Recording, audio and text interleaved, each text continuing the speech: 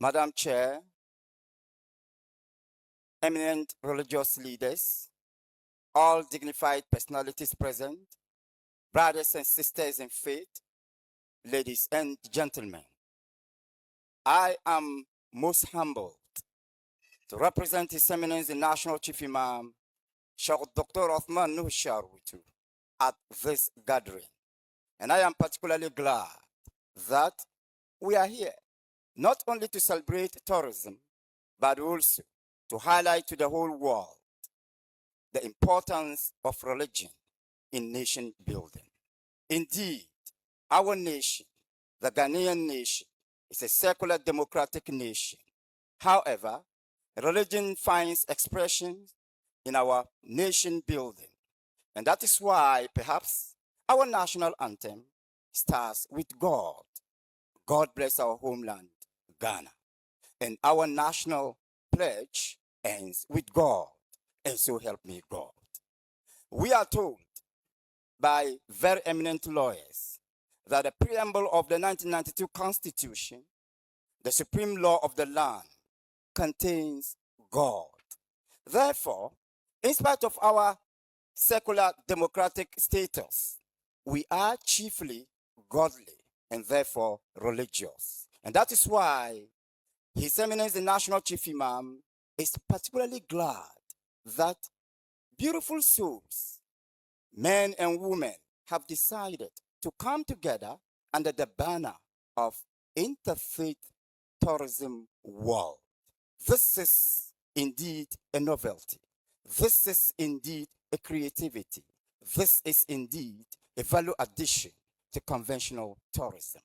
And I'm so much happy that the motto of this institution aptly describes Quran chapter 49, verse 13.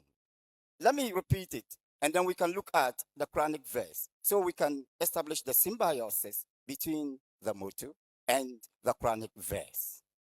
Interfaith Tourism World. One.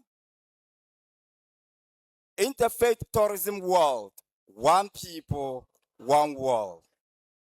Quran chapter 49, verse 13 says, and I quote, Ya ayyuhan nas, inna khalaqnakum min dhakarin wa untha, wa ja'alnakum shu'uban wa qaba'il, lita'arafu, inna akramakum indallah atqakum. You, all you people, we have created you from one source, from Eve and Adam. And we have put you into nations and tribes so that you may know one another, interact with one another, help one another, and do everything within the context of peace with one another. And that the best among you is the most pious. So the criterion of superiority among humanity is piety, the one who fears God most. And therefore, this verse tells us that we are one people, that we are only divided into nations, and that at the end of the day, we come together to help one another. It is important for all of us to understand that tourism is meant for human beings. Tourism is meant for nations. Tourism is meant for the world.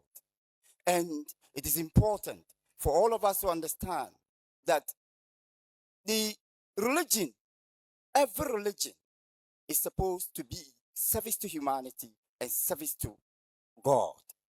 Let me make it clear that one of the weaknesses of the religion is that sometimes when it is not well handled, it becomes chaotic. And of course, it is the truth that every meaningful religion is a sanctuary if it is in the hands of good people. But it becomes a mortuary if it is in the hands of bad people.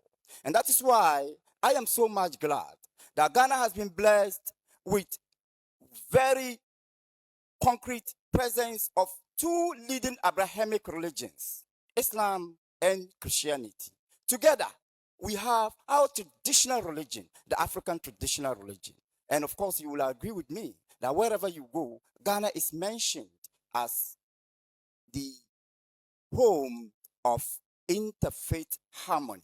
And that is why we just need to utilize this interfaith harmony to enhance the quality of tourism in this country. It is important for all of us to understand that no religion is enough. No religion is good enough to do whatever we want to do. Every religion, provided it is designed to serve humanity, should be leveraged to enhance the quality of governance, the quality of the well-being of the Ghanaian. Let me put it clear that I am also in love with the theme. And if you look at the theme, it is made up of three fundamental phrases that are interconnected. One, we are talking about peace promotion, job creation, let me add, national development, so that it will be the parallel structure. Peace promotion, job creation, national development. In each of them, you have adjective and noun. Adjective and noun. Adjective and noun. Peace promotion, job creation, adjective, and then national development. You will agree with me that without peace, we cannot create jobs. And you will agree with me that without peace and job creation, we cannot ensure meaningful national development. This is a theme that we should all celebrate. But let me make an appeal, since we have the authorities here. I am appealing to the government, first of all, to recognize the Interfaith Tourism World as a quasi-state institution that should be encouraged financially, ideationally, and in every aspect, so that it can enhance the quality of tourism, of peace, of unity, of development, of reconciliation, of love in this country. Two, religious bodies should consider creating a fund that is meant to help these beautiful souls, men and women, trying to add value to tourism and to national development in this country. Three, individuals, business people should also consider this novelty as a collective responsibility and a civic duty. Let me end by saying that in Islam, gratefulness or gratitude is an obligation, not an option. And the Quran makes it clear that if you are not thankful to fellow human beings, you are not also thankful to him as Allah, to Allah. And therefore, permit me, since we are dealing with the people, permit me to tell you that we all need to thank these people.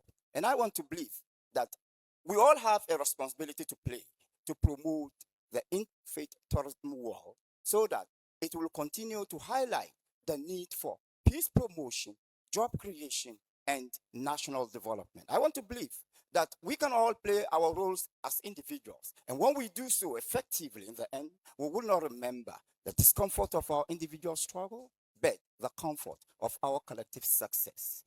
Madam Chair, permit me to express their gratitude in multiple languages. And with your permission, in the Bani I say, the Paya, in Twi, Yadamwasi, in Ga, Onyadon, in Eve, Akpe, in Hausa, Agodiamuki, in French, merci beaucoup, and in Arabic, shukran lakum. God bless you and bless our homeland, Ghana.